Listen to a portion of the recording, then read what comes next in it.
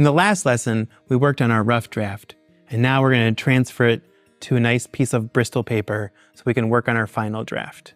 The way that I'm going to do it is a little bit of a cheat. Because the paper is 8.5 by 11 and the piece of Bristol is 11 by 17, I'm just going to lay my paper so the 11 matches up like that. Everywhere that the fold is, I'm going to make a little mark. I'm just going to transfer it onto my Bristol paper, and I'm going to do the same thing on this side. Just move it over a little itty bit. I'm going to mark here, and then one more mark here, and then the halfway point here, and on the other side, the same thing. So I'm never going to fold my Bristol paper. I'm only going to be drawing on it. And then I'm just going to take my ruler and I'm going to connect the dots. When you're using a ruler, it's good to leave your pencil on one of the points and just keep it there. And then just try to get the other end of the ruler to see the other spot there. Sometimes it's hard to get your ruler lined up, but if you use your pencil as one of the anchor points, like a pivot point, then you can get the line pretty straight or get it on target. So now I'm going to use a scissors.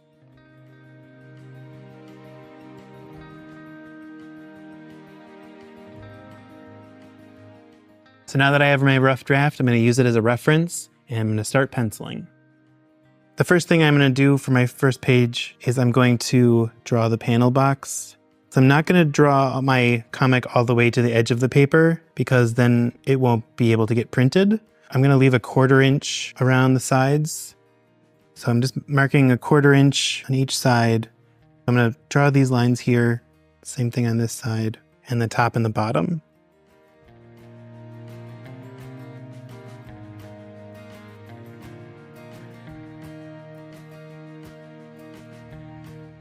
So the first thing I do, usually when I'm penciling, is that I put in my words because I want to know how much room I have to draw. If I find that there are too many words and I don't have enough room to draw a nice picture, then I start reducing the amount of words I have.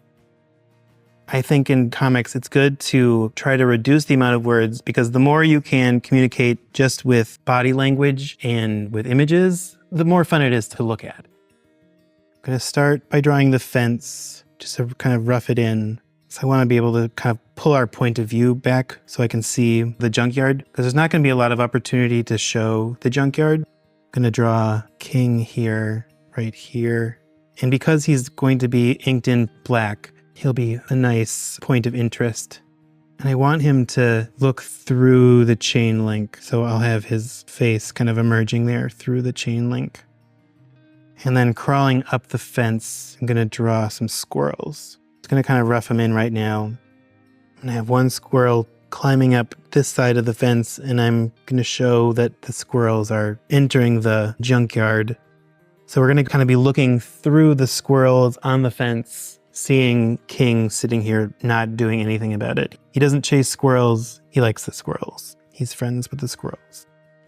One of the things I think is really important when you're showing depth is to have layers of contrast. So in addition to having things overlap, you can actually make even more depth by having areas of dark in front of areas of light and areas of light in front of areas of dark. So if you kind of work with that rhythm, you can create quite a lot of depth, even in a simple, small space.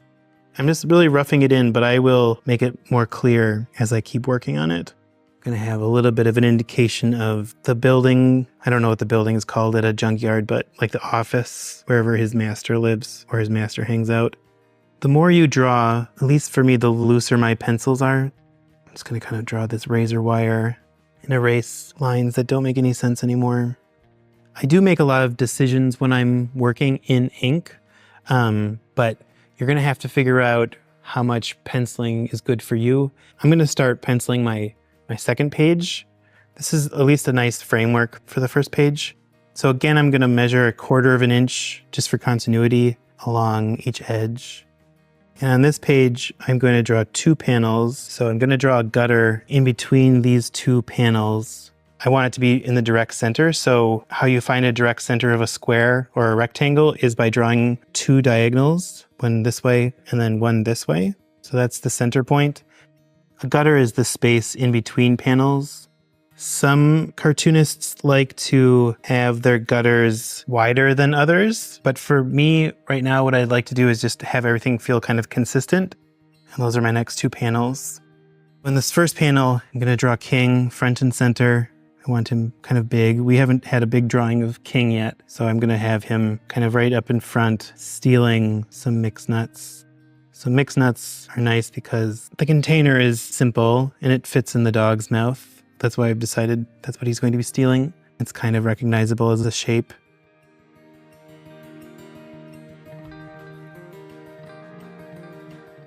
And then the master, I was going to have him watching a football game. So I'm going to have the easy chair back here off in the distance. It's going to be very crowded. So I'm going to take my own advice. I'm just going to rough in where I'm going to put the words because I'm kind of running out of space already. So I'm going to change my mind a little bit. Put the words in here and it's going to say, he'd steal mixed nuts from his owner. And again, we're running out of space. So I'm going to change my mind a little bit. Instead of having the owner watching a football game, I'm going to have the owner sleeping because that takes up less room just to have that simple shape there. And I'm going to move King over a little bit to the left just to have it fit better.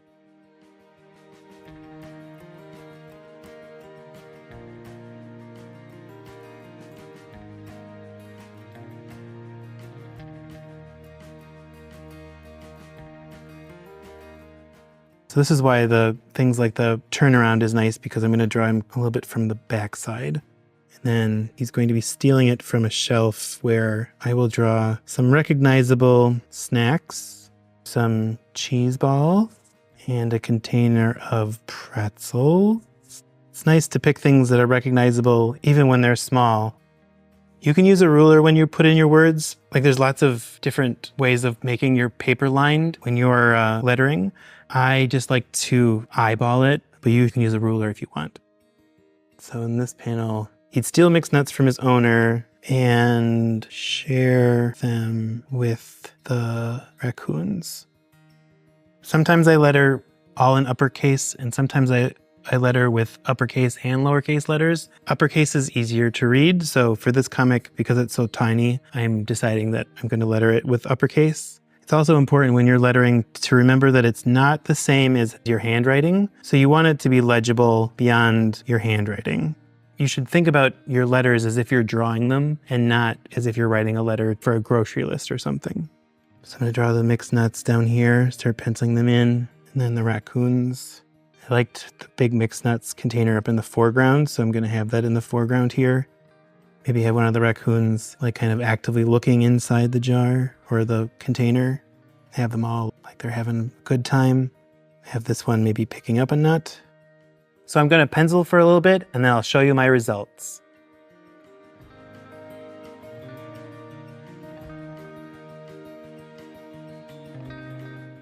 So now I finished penciling and I'm just going to point out some things to you. The cover, I kind of took some inspiration from like those Live, Laugh, Love pillows. So I have the spirit in sort of that font and I made King sort of heavy and have a lot of presence. I made some changes in the rough draft. I had King running to the right, and in the last, I kind of wanted us to have King and the wolves coming towards us. It was just a decision I made at the last second, but the drawing itself wasn't really working going to the right. And it's the last panel, so it's not leading us to another panel, so I wanted it to kind of feel like it's done. And then on the other side, I made a decision to change it from flocks of birds, and I made it more specific to sandhill cranes because there are a lot of sandhill cranes where I live, so I just made it specific. I didn't get a chance to put the no trespassing sign in, which I was kind of bummed out with, but I like the squirrel more than I like that sign. I decided just to make a closed sign on the shop here. Since this is the last step before inking, it's kind of my last chance to make any edits. I decided that because it's such a small size that I really wanted to cut down on details, not have it be too heavy. I made some decisions to make things slightly more simple. I think that it'll do well when I get into inking. In the next lesson, we're going to start inking.